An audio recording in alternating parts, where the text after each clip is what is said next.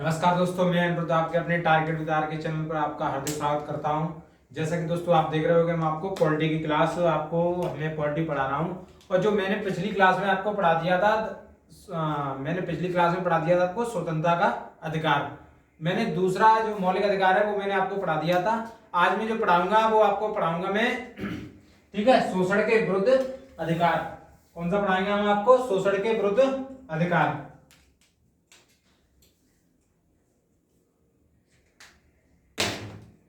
शोषण के विरुद्ध अधिकार।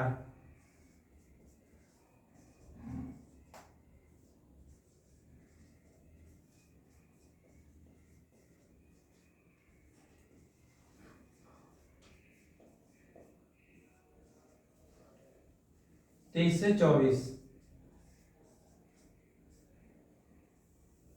आपने जो मेरी पिछली क्लास देखी होगी, मैंने उसमें पढ़ाया था आपको स्वतंत्रता का अधिकार। ठीक है, वो मौलिक अधिकार 2 नंबर हो गया। और ये हम जो पढ़ा रहे हैं, ये मौलिक अधिकार कौन सा है? तीसरा नंबर है, मौलिक अधिकार तीसरा। ठीक है, इसमें आर्टिकल 23 और आर्टिकल 24 दिए हैं, 2 आर्टिकल। अब हम इसको बहुत ही रिदम पे बहुत ही अच्छी तरीके से हम आपको समझाएंगे कि जब संविधान सभा बन रही थी तो इसकी जरूरत क्यों पड़ी।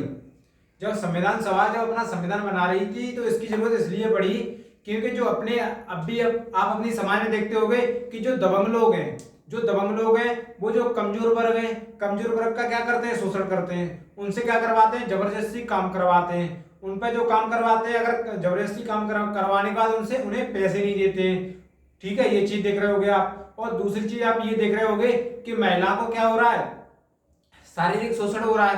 महिलाओं को बेच रहे हैं, जाके महिलाओं की तस्करी हो रही है, मानव का व्यापार हो रहा है, मानव दुर्व्यापार हो रहा है कि जाके जैसे छोटे बच्चों को लेके जाके कहीं जाके जैसे यहाँ से यूपी से उठाया और जाके महाराष्ट्र में बेच दिया।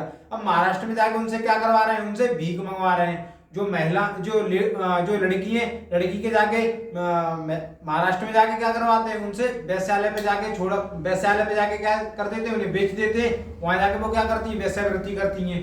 ठीक है, तो जब संविधान सभा जब मौलिक अधिकार की बात आ रही थी तो इन्होंने शोषण के विरुद्ध अधिकार को बहुत ज्यादा जरूरी समझा। बहुत ज्यादा जरूरी समझने की वजह से ये अपने मौलिक अधिकार में से क्या कर दिया? जोड़ दिया।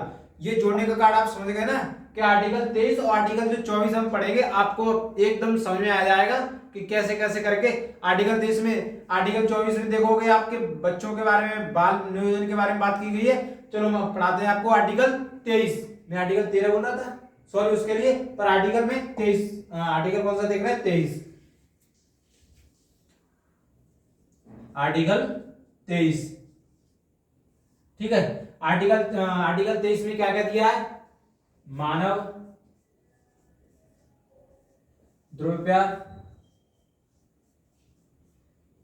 दुर्व्यापार, ठीक है, मानव दुर्व्यापार, बलात्श्रम, ठीक है, बाल श्रम, बेगार। अब ये मैंने ये पॉइंट लिखे वो आप देखो। ठीक है, मानव दुर्व्यापार या तस्करी।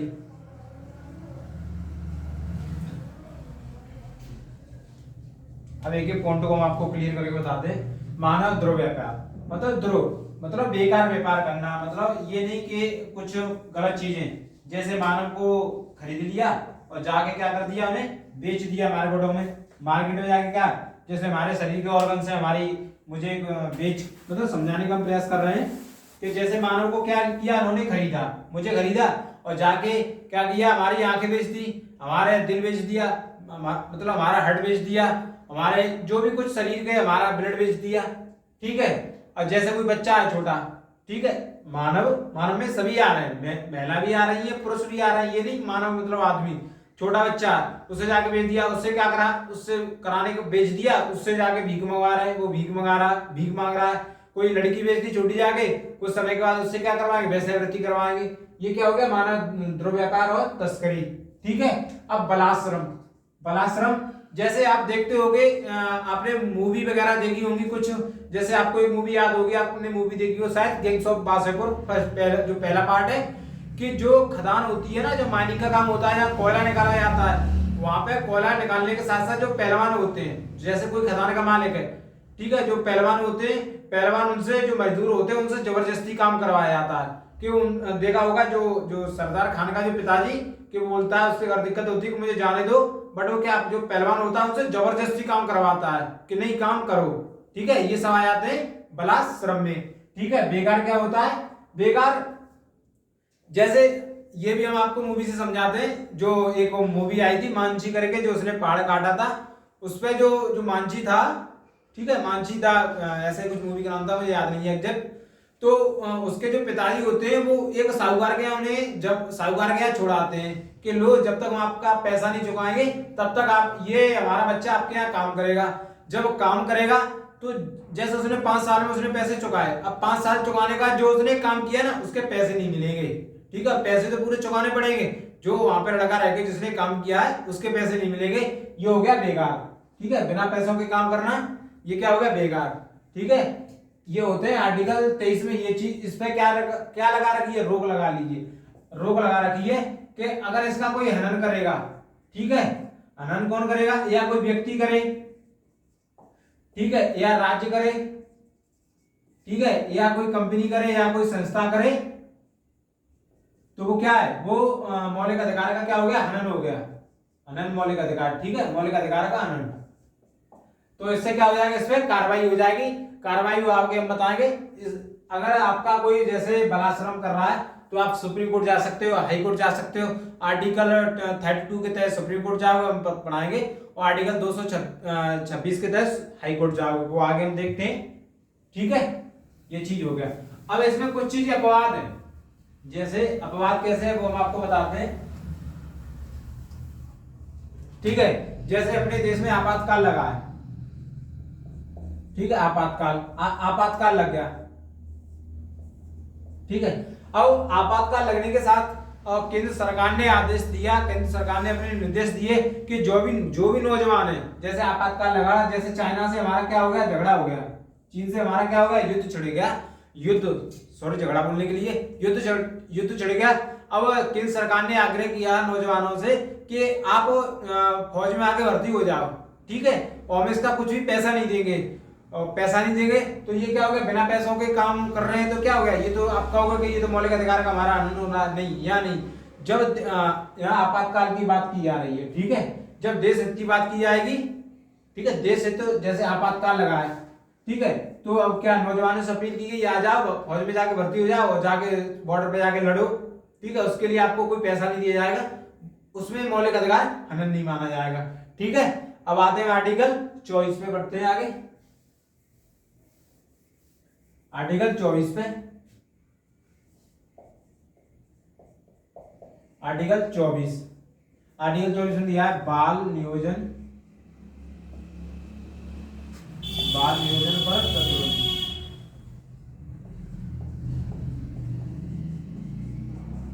बाल नियोजन पर प्रतिबंध। जैसे बाल नियोजन पर प्रतिबंध, जैसे बाल का मतलब 14 साल से कम, बाल मीन्स बच्चा, बालक। जो 14 साल से कम है वो कौन हो गया? वो बालक हो गया। कौन हो गया? बालक हो गया। उस पर प्रतिबंध कि अगर कोई बच्चा 14 साल से कम है तो खतरनाक काम नहीं कर सकता, वो खदान में नहीं जा सकता, वो फैक्ट्री में काम नहीं कर सकता। ये क्या हो गया? बाल नियोजन। नियोजन का मीन्स नौकरी, कि बालक क्या नहीं करेगा? नौकरी नहीं करेगा। वो कौन से खतरनाक काम हो गए, खदान में हो गए, ठीक है, ओवरऑल कोई भी काम हो, जैसे खदान में काम नहीं करेगा, ठीक है, और खतरनाक काम, ठीक है, और फैक्ट्री या कारखाना, इसमें क्या काम नहीं करेगा? बच्चा काम नहीं करेगा। आपने देखा होगा कहीं की फैक्ट्री लिखा है कि यहाँ पे कहीं लिखा होगा 14 वर्ष से कम बच्चों के लिए, मतलब 14 वर्ष से कम, मतलब प्रवेश क्या है? वर्जित है। इसमें घुसना ही क्या रखा है? आपने कहीं फैक्ट्री देखी होंगी, शायद देखी हो कहीं, मैंने तो देखी है, तो लगा होता है स्पष्ट गेट पे ही कि ये चीज नोटिस लगा होता है कि 14 साल से कम बच्चों को प्रवेश करना, मतलब नौकरी देना, समझ रहे हो ना? तो अब ये क्या है? बाल नियोजन पर प्रतिबंध है। ठीक है, आर्टिकल 24 हो गया। अब आते हैं आर्टिकल, वो आगे बढ़ते हैं। अब जो ये क्या है? 3 नंबर है हमारा, फंडामेंटल हमारा ये कौन सा है, फंडामेंटल राइट हमारा कौन सा है, 3 नंबर है। अब आते हैं 4 नंबर पे, हम आप देख लो एक बार, ठीक है। ठीक है, हम इसे करते हैं साहब।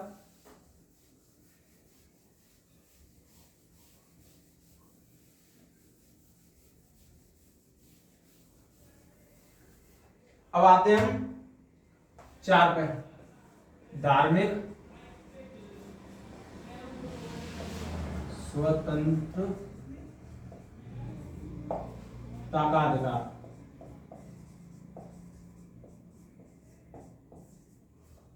पच्चीस से 28। अब वो धार्मिक स्वतंत्रता ये कौन सा है, चौथा हमारा क्या है, मूल अधिकार है, ठीक है। चौथा हमारा क्या है, मूल अधिकार। अब इसकी जरूरत क्यों पड़ी, उसके पीछे हम बताते हैं आपको। इसकी जरूरत इसलिए पड़ी क्योंकि जब संविधान सभा अपना जब संविधान बना रही थी, उसे लग रहा था कि भारत में जोर जबरदस्ती करके अपना धर्म थोपना, लोगों पर फोर्सफुली काम करवाना, मतलब धर्म के लिए बहुत ज्यादा दिक्कत होगी कि ये धर्म मानो वो धर्म मानो आगे चल के। इस वजह से ये भी क्या करते हैं, ये भी किसमें जोड़ दिया, फंडामेंटल राइट में। अब हम पढ़ते हैं आर्टिकल 25, इसमें क्या पढ़ेंगे, आर्टिकल 25, ठीक है। आर्टिकल 25 में क्या है, आर्टिकल 25 में ये है कि आर्टिकल 25 भारत के प्रत्येक व्यक्ति को व्यक्तिगत क्या है, व्यक्तिगत धार्मिक स्वतंत्रता प्राप्त है। भारत के प्रत्येक व्यक्ति को व्यक्तिगत,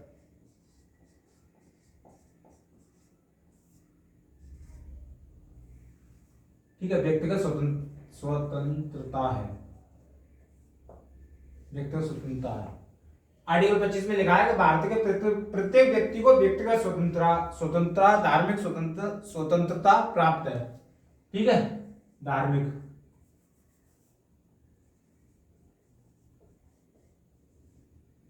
जैसे आप इस तरीके समझो, जैसे मैं हूं, मुझे व्यक्तिगत पर्सनली मुझे स्वतंत्रता प्राप्त है कि हम कोई सा भी धर्म अपनाएं, कोई सा धर्म हम अपनाएं या नहीं अपनाएं। ये नहीं कि मुझे कोई धर्म अपनाना जरूरी है, नहीं, मैं नास्तिक भी हो सकता हूं, ठीक है, मैं हिंदू हूं, मैं मुसलमान बन सकता हूं, मैं दोनों धर्म को भी मान सकता हूं। ये नहीं जैसे मैं हिंदू हूं और मुझे लगे कि नहीं मुस्लिम धर्म में ये चीज अच्छी है, तो इसे अंतःकरण, जैसे मैंने समझा अंतःकरण की भावना अंदर ही अंदर, ठीक है। जैसे मैं हिंदू हूं, ठीक है, जैसे मैं हिंदू और मुझे अंतःकरण की भावना से मुझे मुस्लिम धर्म की कोई बात अच्छी लग रही है, तो हम उसे क्या कर सकते हैं, अपना सकते हैं, ठीक है, मनी मन अंतःकरण, ठीक है, अंतःकरण की भावना से हम क्या कर सकते हैं, अपना सकते हैं। तो क्या है अंतःकरण,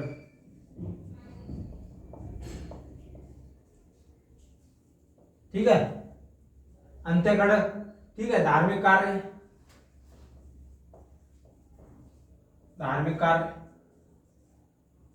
ठीक है, रिवाज, अंतःकरण धार्मिक कार्य, रिवाज और धार्मिक प्रचार,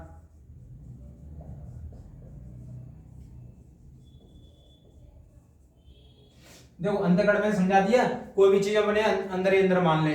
जैसे मैं हिंदू हूं और मुझे लग रहा है कि मुस्लिम धर्म के मुझे कव्वाली वगैरह होती है वो मुझे अच्छी लगती है, तो मैंने अंदर ही अंदर मान लिया ना कि नहीं मैं कव्वाली सुन रहा हूँ। जैसे कोई मुसलमान है, अगर उसे हनुमान चालीसा अच्छा लग रहा है, सुनने में अच्छा लग रहा है, तो वो क्या कर सकता है, सुन सकता है, ठीक है, अंतःकरण भावना से उसे मान सकता है हाँ कि मुझे अच्छा लग रहा है। ये नहीं कि तुम मुसलमान हो तो मुस्लिम के ही काम करो, हिंदुओं के काम नहीं देखोगे।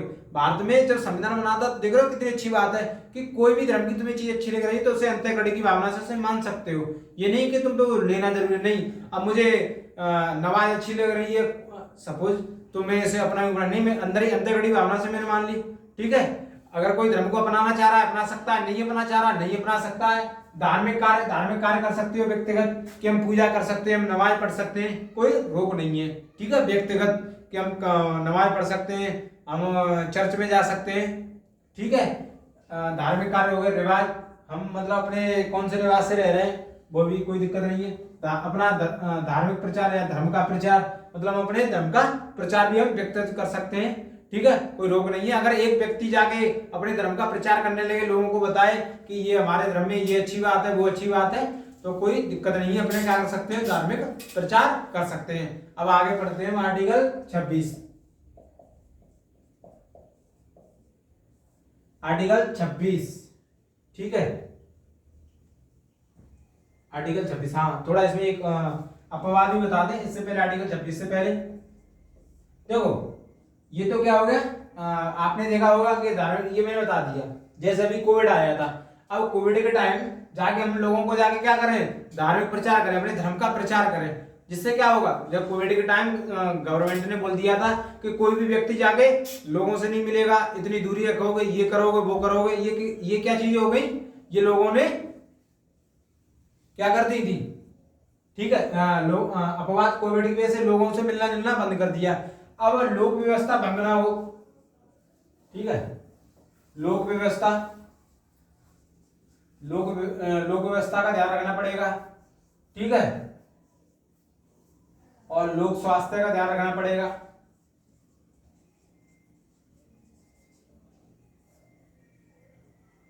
ठीक है, और लोक व्यवस्था, लोक स्वास्थ्य, ये चीज हो गई। और ठीक है, हाँ, लोक व्यवस्था मतलब आपको कहीं पे जाके, जैसे हम अपना धर्म का प्रचार करना, अब जाके हम कहीं चौराहे पे जाके नहीं, मैं वहीं जाके प्रचार करूंगा चौराहे पे जाके, तो इससे क्या होगा, गवर्नमेंट तुम्हें, प्रशासन आके पेल देगा कि ये भी ध्यान रखा जाएगा।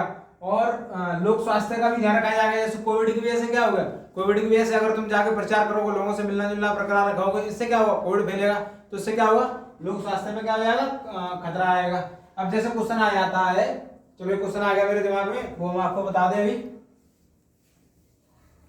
जैसे जो सिख होते हैं, अपने सिख, वो क्या रखते हैं, कृपाण, ठीक है, और जो कृपाण रखते हैं वो कौन से आर्टिकल के तहत रखते हैं, अगर क्वेश्चन आया तो क्या बताओगे, आर्टिकल कौन सा हो गया, आर्टिकल 25, आर्टिकल कौन सा हो गया, 25 के तहत वो क्या करते हैं, कृपाण रखते हैं, ठीक है। हिजाब भी पहन सकते हो, मतलब मर्जी है। हिंदुओं में महिलाएं क्या लगाती है, सिंदूर, ये सभी किसके तहत आ जाएगा, सिंदूर, आर्टिकल 25 के तहत आ जाएगी ये चीजें। अब आते हैं आर्टिकल 26 में। आप अपवाद में समझ गए ना कि ओवरऑल अगर देश हित की बात की जाए, लोक स्वास्थ्य है, तो वहां पर ये चीजें नहीं चलेंगी। अब आते हैं आर्टिकल 26 पे, आर्टिकल 26 पे, आर्टिकल 26 क्या कहता है, आर्टिकल जो 26 है, आर्टिकल 25 ये हो गया, आर्टिकल 26 कहीं कुछ, आर्टिकल 26, एक सेकंड, आर्टिकल 26 को हम देखते हैं, धार्मिक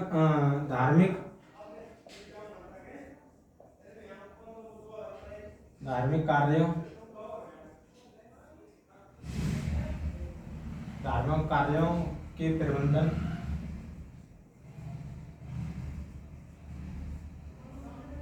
धार्मिक कार्यों के प्रबंधन की स्वतंत्रता।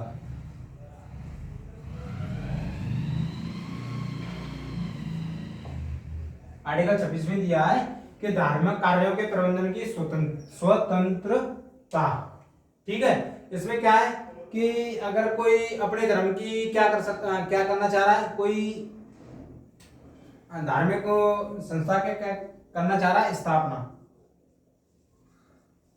ठीक है, कोई स्थापना करना चाह रहा है, ठीक है, और कोई मतलब संपत्ति करना चाह रहा है, संपत्ति को जोड़ना चाह रहा है धार्मिक कार्यों के तहत, ठीक है,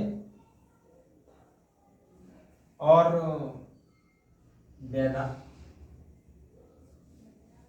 ठीक है, ये चीज हो गई। जैसे आप इस तरीके से इसे समझ सकते हो आर्टिकल 26 को कि धार्मिक कार्यों के प्रबंधन की स्वतंत्रता, कि अगर आपको धार्मिक कार्य है, ठीक है, आपके धर्म से रिलेटेड कोई कार्य है, उनके प्रबंधन मतलब मैनेजमेंट की क्या है, स्वतंत्रता है। कि आपको जैसे स्थापना करनी है कोई, जैसे मुझे किसी मंदिर की स्थापना करना है, मुझे मस्जिद की स्थापना करना है, मुझे चर्च की स्थापना करना है, ये चीज इसमें दी गई है क्या कर सकते हो, स्थापना कर सकते हो। संपत्ति भी क्या कर सकते हो, जोड़ सकते हो कि संपत्ति को, ठीक है, क्या कर सकते हो, संपत्ति, जैसे टैक्स वगैरह आ रहा है वो क्या आ रहा है, संपत्ति को। अब इसी के तहत इसमें कहीं कहीं चार्ज ले लेते हैं, उसे बोलते हैं वैधानिक चार्ज, ठीक है, फीस लेते हैं कहीं कहीं, वैधानिक चार्ज।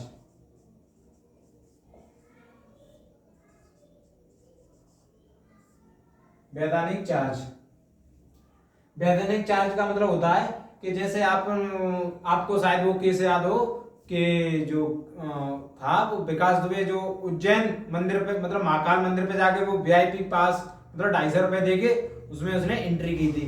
अब वो 250 रुपए लिए हैं, वो क्यों लिए, वो मैनेजमेंट के लिए, मंदिर का विकास करने के लिए, मंदिर में सुविधा देने के लिए, ठीक है, लोगों की मदद करने के लिए, वो अलग बात है, ठीक है।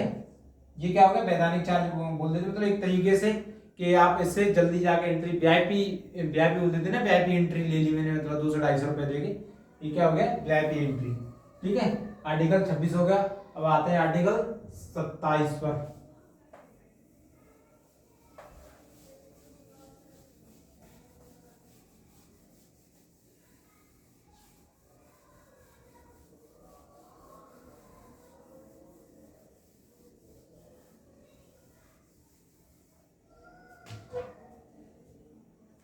आर्टिकल 27 पे आ रहे हैं।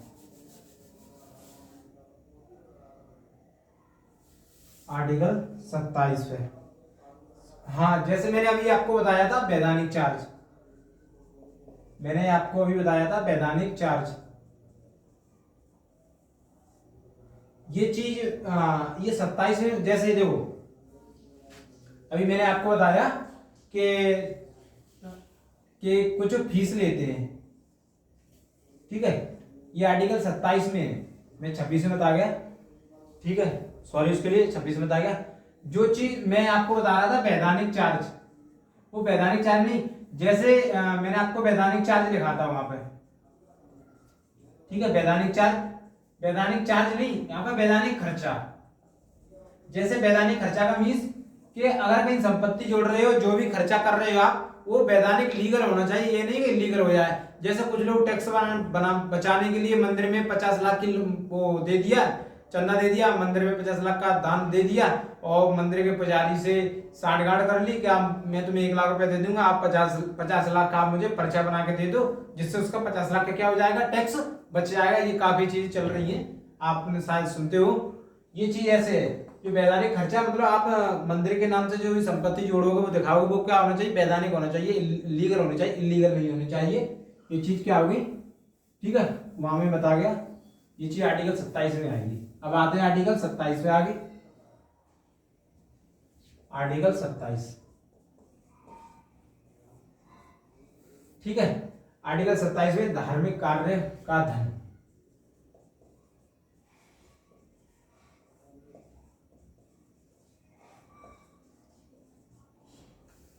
धार्मिक कार्य का धन मतलब जो भी काम होंगे, जो भी काम होंगे वो क्या होंगे, कुछ काम होंगे कि देखो, धार्मिक कार्य का धन पहले क्या लेते थे, जजिया कर लेते थे, धर्म के नाम पर जजिया कर लेते थे हिंदुओं से, ठीक है। ये क्या हो गई, चीजें धीमे धीमे काम समाप्त हो गई। मतलब भारत में कोई भी देश, वो सॉरी, भारत का कोई भी नागरिक कोई सा भी वो अपनाए, धर्म अपनाए, उस पर कोई टैक्स नहीं लगेगा, इस बात से कि आप मुस्लिम हो आप इतना टैक्स दोगे, आप हिंदू हो आप इतना टैक्स दोगे, आप ईसाई हो इतना टैक्स दोगे, आप बौद्ध हो आप इतना टैक्स दोगे। ऐसा चीज क्या हो गई, समाप्त हो गई, कि आप कोई भी धर्म के नाम पर क्या नहीं दोगे, कोई भी चीज टैक्स नहीं दोगे। ये क्या है, धार्मिक। बट आप धार्मिक कार्य के लिए क्या कर सकते हो, धार्मिक कार्य के लिए धन में वृद्धि कर सकते हो। क्या कर सकते हो, धन में क्या कर सकते हो, वृद्धि कर सकते हो। जैसे इसमें राज्य क्या नहीं लगाएगा, मैंने आपको बता दिया, राज्य मतलब राज्य का मतलब देश, कोई भी देश क्या मतलब भारत देश टैक्स नहीं लगाएगा। आप मुस्लिम हो तो आप टैक्स दोगे, आप हिंदू हो तो टैक्स दोगे। बट धार्मिक कार्य का धन, बट आपसे कुछ फीस ली जाएगी। जैसे मैंने आप जो लास्ट पॉइंट में बताया, फीस ली जाएगी। वो इसलिए फीस लेते हैं जो मैनेजमेंट है उसकी देखरेख करने के लिए, ठीक है। मैं जैसे मंदिर पे जो विकास हो रहा है उस पर खर्चा हो रहा है, मंदिर का जो खर्चा हो रहा है और कुछ अच्छे कामों के लिए इस चीज से क्या ले लेते हैं, फीस ले लेते हैं। जो मैंने अभी एग्जांपल दिया था आर्टिकल 26 में कि विकास दुबे वाला, कि वो किसमें आर्टिकल 27 में, कि आपको वीआईपी एंट्री हो रही है कई लाखों की संख्या में, 10,000 लोग अगर भीड़ है तो वो क्या कर रहे हैं, भीड़ है तो वो 250 रुपये 500 रुपये जाके वीआईपी एंट्री की और जाके जल्दी जाके दर्शन कर लिए, ये चीज है, समझे आप। अब आते हैं आर्टिकल 28 पे। आर्टिकल 28 पे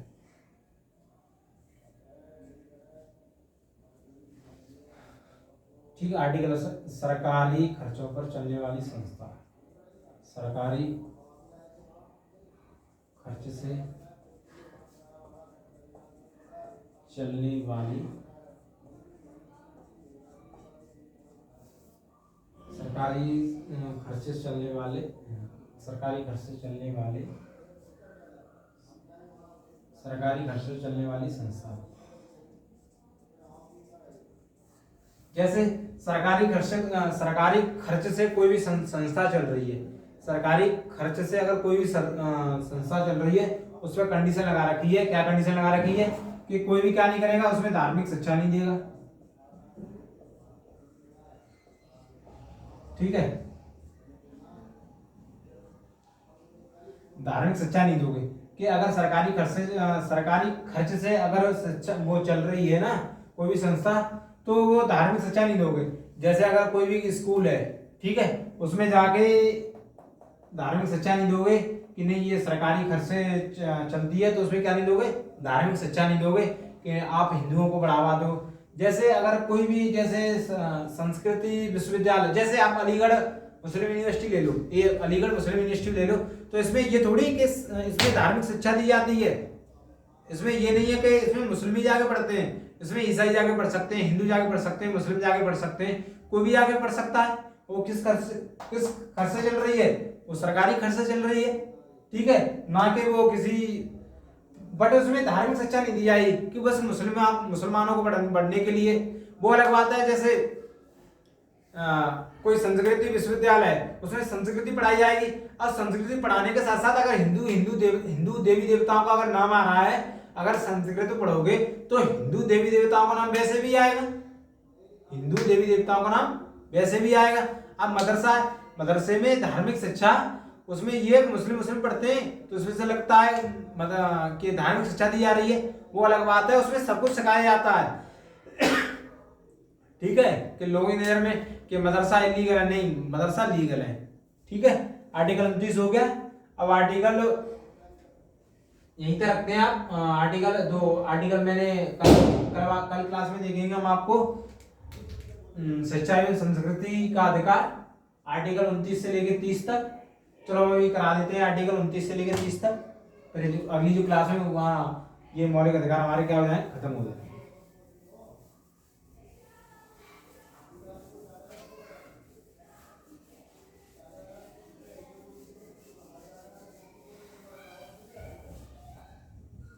शिक्षा एवं संस्कृति का अधिकार,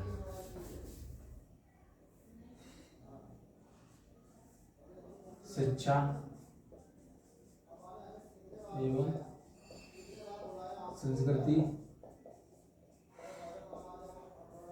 का अधिकार।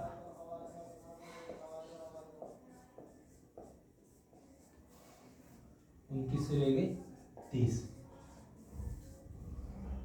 अब शिक्षा एवं संस्कृति का अधिकार, आर्टिकल 29 इस पे आते हैं। आर्टिकल 29 पे, इसमें 2 आर्टिकल दिए हैं, आर्टिकल 29 पे। अब आर्टिकल 29 में दिया है अल्पसंख्यक,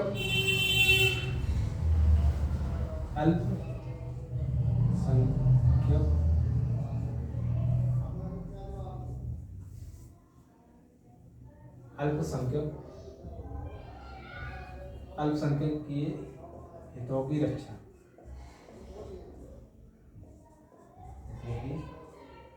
अल्पसंख्यक हितों की रक्षा।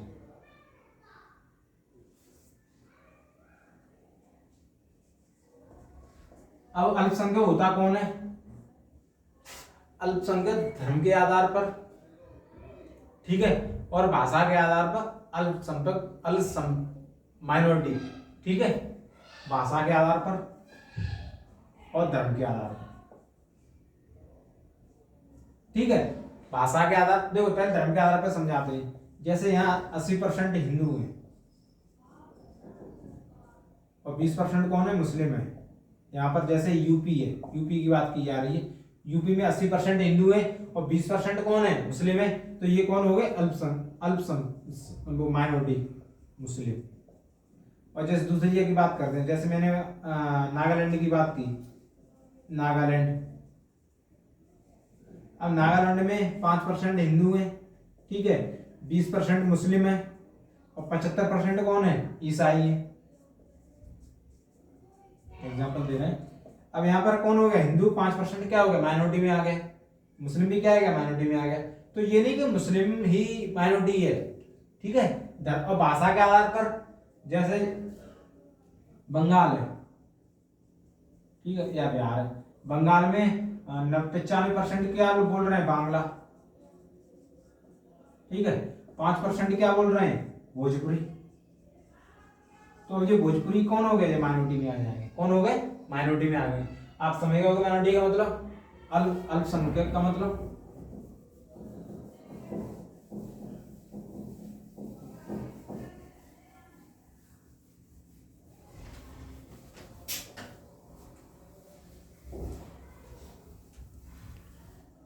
जैसे आप देखो, जैसे बोली, ठीक है, भाषा, ठीक है, संस्कृति,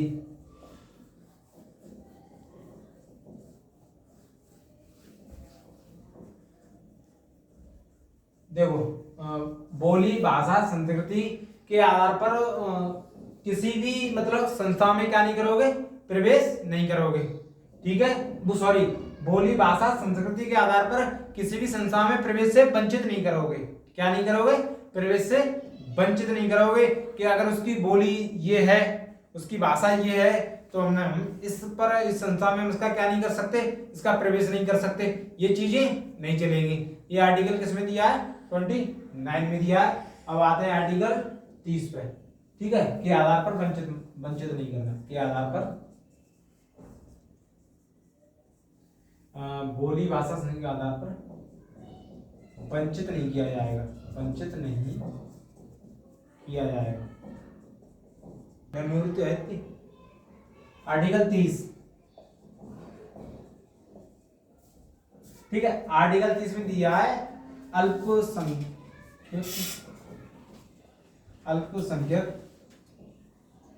अपनी संस्थान खोल सकते हैं, संस्थान खोल सकते हैं। मतलब अल्पसंख्यक अपनी क्या कर सकते हैं, संस्थान खोल सकते हैं अपने धर्म के, मतलब कोई भी संस्थान खोलने चाहें वो खोल सकते हैं। क्या कर सकते हैं, खोल सकते हैं। मैंने आर्टिकल 29 में आपको मदरसा बता दिया ना, मदरसा इसमें आएगा, आर्टिकल 30 में आएगा, आर्टिकल 30 सॉरी, उसके लिए मदरसा किसमें आएगा, देखो मदरसा, ठीक है, संस्कृत विद्यालय,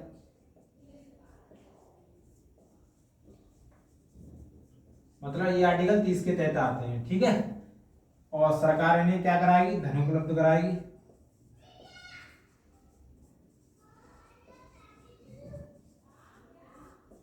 धन उपलब्ध कराएगी, ठीक है। और कोई भेदभाव नहीं करेगी कि ये मुस्लिम है, कोई भेदभाव नहीं करेगी, कोई भेदभाव नहीं करेगी कि ये मुस्लिम है, ये हिंदू है, ठीक है।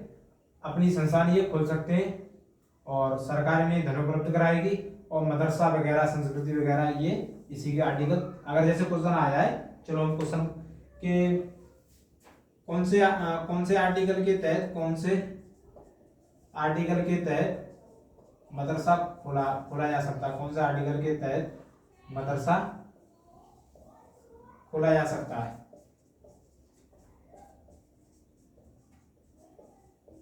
आर्टिकल 30, कौन से 30 के तहत। ठीक है, आज की क्लास हम नहीं रखते। अब आर्टिकल 31 आएगा, वो संपत्ति का अधिकार, वो क्या कर दिया, वो तो सरकार ने खत्म कर दिया। फिर आर्टिकल 32 है, उसे हम मौलिक अधिकार है, बहुत अच्छी तरीके से हम आपको पढ़ाएंगे। यही क्लास हम यहीं समाप्त करते हैं। तब तक के लिए आप हमारे चैनल को थोड़ा सपोर्ट दिखाइए, लोगों के साथ शेयर भी कीजिए। ठीक है, हम यही बोल के अपनी क्लास समाप्त करते हैं। जय हिंद साथियों।